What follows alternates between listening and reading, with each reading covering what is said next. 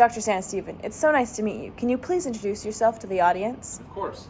My name is Dr. Sanesteven. I'm a virologist here at Rocky Mountain College. I specialize in RSV. That's great. We're glad to have you. What topics will you be covering in your presentation today? First, I will talk about what exactly RSV is. Then I will move on to the pathogenesis of RSV and discuss how it can infect humans. From there, I will discuss our body's immune response to protect us from RSV. And then I will conclude with discussion about treatment and prevention of RSV. So, what exactly is RSV? Respiratory syncytial virus, or RSV, is a single-stranded RNA virus that is known for causing lower respiratory tract infections, most common during infancy. In adults, this disease typically causes mild cold-like symptoms and is much less severe. RSV is a virus that typically hurts people through its secondary infections, similar to the flu. The most common secondary infections from RSV are bronchitis and pneumonia. RSV belongs to the pneumovirus subfamily, which are a group of viruses that affect our respiratory system. There are two major strains of RSV, an A and a B.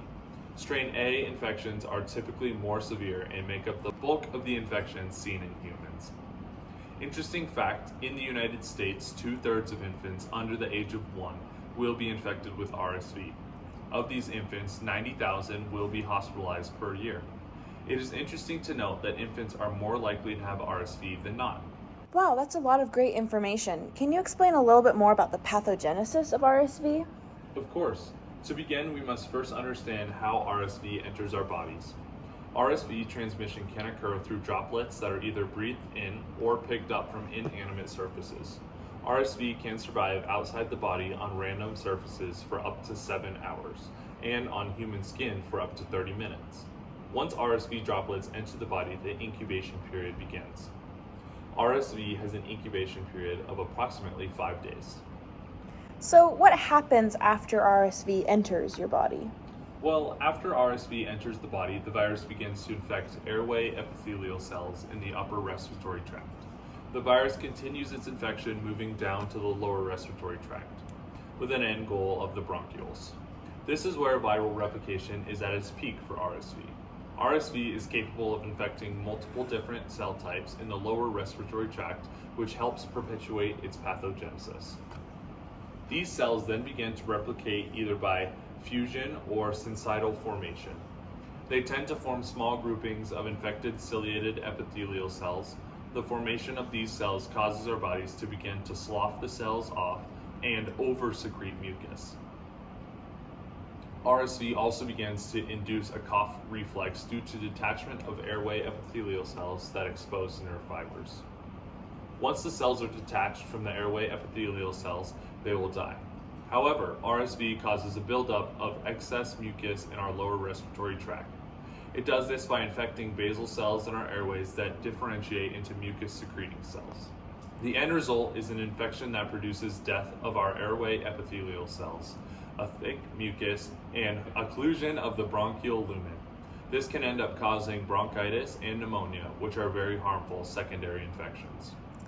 So, this all sounds very bad. Does our body have a way of protecting us against this virus? We have two immune responses. First, we have the innate, where our body detects the virus with pattern recognition receptors and begins mounting an immune response. This recognition induces cytokine and chemokine production in our bodies. These immune cells then recruit neutrophils, eosinophils, monocytes, macrophages, natural killers, and dendritic cells. These cells then carry out their tasks to help fight the viral infection. The other type of immune response we have is an adaptive immune response. Even as infants, we will produce antibodies to protect against future RSV infections. IgM antibodies are the primary adaptive response.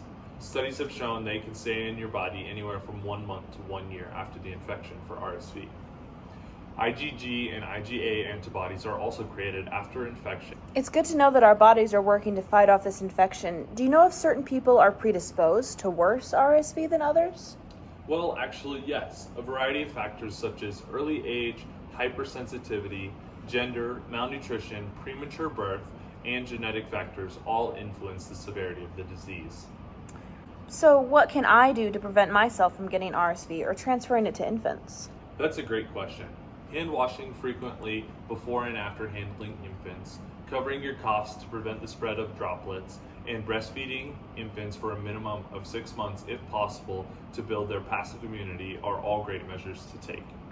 Wow, that's interesting. If you do become sick with RSV, though, how should you treat the virus? Luckily, the majority of infants and children get better from RSV with lots of fluids, rest, and good diet. In severe cases, bronchodilators may be used to help open up the airways. Nasal saline to loosen up mucus, acetaminophen if fever is present, and oxygen if there are extreme trouble breathing may be used as well. Well, thank you so much for coming to speak today. We all learned a lot about this viral infection. My pleasure. Have a wonderful day, and go Bears.